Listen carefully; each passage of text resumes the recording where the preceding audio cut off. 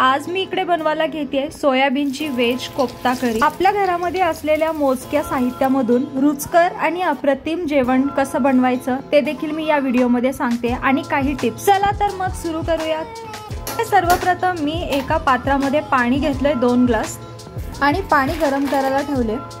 आज घरामध्ये जेवण बनवायला कोणतीच भाजी नव्हती। ऑफिस सुटल्यावरती भरपूर पाऊस येत होता म्हणून डायरेक्ट रिक्षा करून घरापर्यंत पोहोचली। नाहीतर तसंही मी रोज ऑफिसवरून येत असताना भाजीपाला घेऊन येत असते। नंतर आठवलं की घरामध्ये सोयाबीनचं पॅकेट आहे, तर ते सोयाबीनचं पॅकेट मी गरम केलेल्या पाण्यामध्ये टाकलं आणि नंतर त्यामध्ये 1 चमचा मीठ टाकून सोयाबीन फुलेपर्यंत गॅस ऑन ठेवला। अच्छा, तर त्या अगोदर इथे मी तुम्हाला सांगते की या भाजीसाठी काय काय लागणार आहे। तर इथे 2 कांदे घेतलेत, खोबरं घेतलं, टोमॅटो, कोथिंबीर आणि लसूण। अजून बरेच काही मसाले लागणार आहेत, ते पुढे तुम्हाला दाखवते। तर इथे सोयाबीन ऑलमोस्ट गरम पाण्यामध्ये छान फुललेले आहेत। त्याला 2 पाण्याने स्वच्छ धुवून घेतले। नंतर यामधलं पाणी काढून एका मिक्सरच्या भांड्यामध्ये काढून घेते।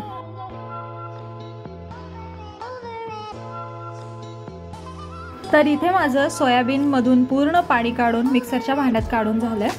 आता यासाठी मी अद्रक घेते, थोडंसं अद्रक चिरून। नंतर 1 कांदा कापून घेते। एका कांद्यामध्ये 4 ते 5-6 तुकडे करून यामध्ये टाकायचे, जेणेकरून नंतर मिक्सरचा भांडा खराब नको व्हायला म्हणून।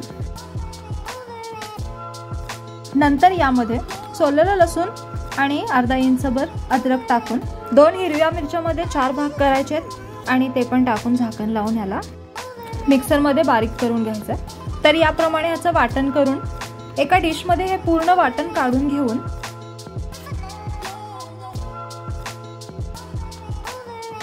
नंतर यामध्ये कोथिंबीर कापून घ्यायचे बारीक। हे ऑप्शनल आहे बरं का। कोथिंबीर जी आहे ती तुम्ही मिक्सरमध्ये पण वाटणामध्ये बारीक करू शकता, पण माझ्या मिक्सरच्या भांड्यामध्ये जागाच उरली नाही म्हणून मग मी ह्याला कापून टाकते। पुढे आपल्याला यामध्ये टाकायचं आहे बेसनचं पीठ।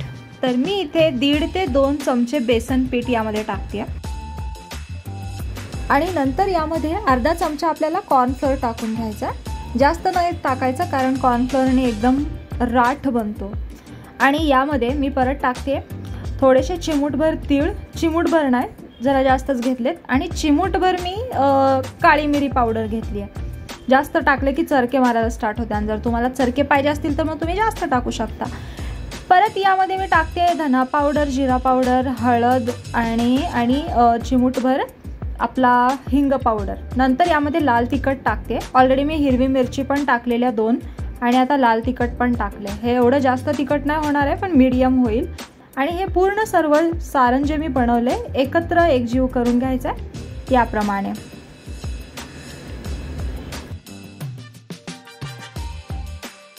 आता हे एकजीव करून ठेवलेलं आहे एक साईडला। तर इथे मी एक कढई घेतली आहे, कढई स्वच्छ धुवून घेतली, तरी इथे काय माहिती पांढरं दिसतंय। आणि यामध्ये मी जे ऑलरेडी मी तळून वापरलेलं तेल आहे तेच तेल मी इथे गरम करायला ठेवलं आहे। नंतर जे आपण सारण बनवलेलं आहे त्याचे छोटे छोटे गोळे करून घ्यायचे। आपल्याला हवे त्या आकाराने करून घ्यायचे। मी ते मध्यम आकाराचे असे गोळे करायला घेते, तर एकदम इझिली चांगले गोळे बनतात त्याचे। तर याप्रमाणे एक एक करून सगळे गोळे इकडे तयार करायचे आहेत। तर बघू शकता इथे सगळे असे गोळे मी बनवून घेतलेत। आता इथे तेल गरम करायला ठेवलेलं जे तेल होतं ते छान गरम झालेलं आहे आणि जे गोळे मी बनवलेले आहेत एक एक करून यामध्ये सोडून घ्यायचे आहेत।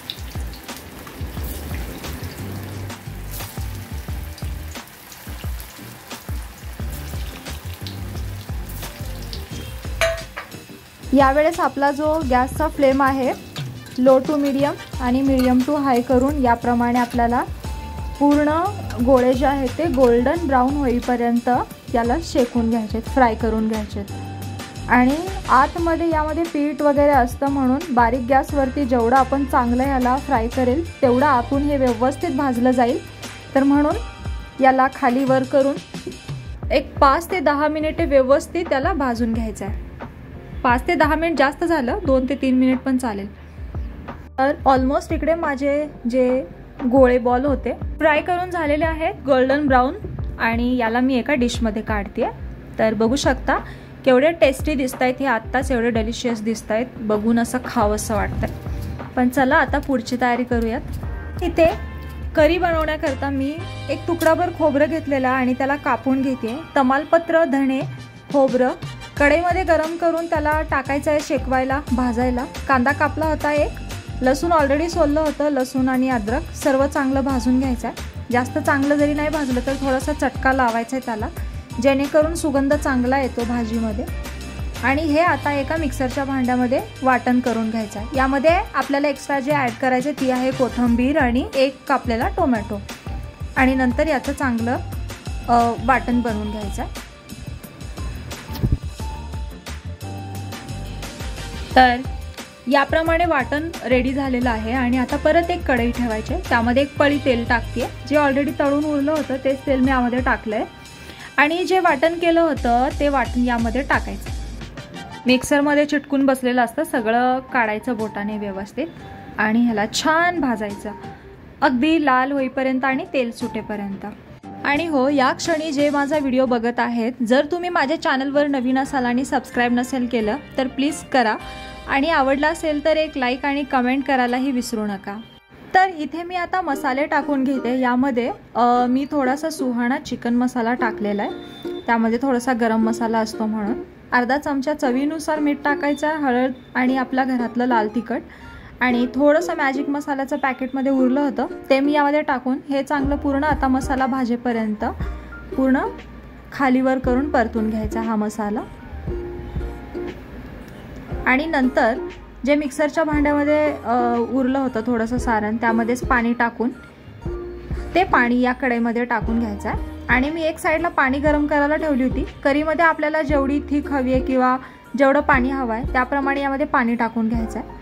आणि नंतर ह्याला चांगली उकळी आली की आपण जे बॉल बनवून घेतले होते, म्हणजे जे फ्राय केले होते, याला सोयाबीनचे कोफ्ते ते यामध्ये टाकायचे आणि व्यवस्थित खालीवर करून ह्याला ॲटलिस्ट 2 मिनिटे उकळवून घ्यायचं आहे रश्शामध्ये। तर यासोबत इकडे माझी सोयाबीनची कोफ्ता करी रेडी आहे। एक साईडला चपात्या बनवून घेतल्या होत्या आणि आता इकडे काकडी घेते जेवणासोबत खायला। भूक लागली आहे, आता जेवण सर्व करून घेते। सो काकडी जरा जास्तच झालेली आहेत, मोठी घेतली होती आणि हे असं करी बनलेलं आहे, बघू शकता। खूप टेस्टी झाली होती, जेवणामध्ये अगदी अप्रतिम चव झाली होती, एकदम रुचकर, घरच्या घरी झटपट, एकदम स्वादिष्ट पण आहे, हेल्दी पण आहे। यासोबत मी गव्हाची चपाती आणि आपला राईस बनवलेला आहे। तर बघू शकता मंडळी, या तुम्ही पण जेवायला। व्हिडिओ आवडला असेल तर लाईक करायला विसरू नका, कमेंट करायला पण कंजूसी करू नका। तर मंडळी, या सर्वजण जेवायला आणि तुम्ही माझा व्हिडिओ शेवटपर्यंत बघितल्याबद्दल तुमचे मनापासून खूप आभार। आणि आवडला असेल अशाच नवीन नवीन रेसिपीज बघायच्या असतील तुम्हाला तर लाईक, कमेंट, सबस्क्राईब करायला विसरू नका। बाय।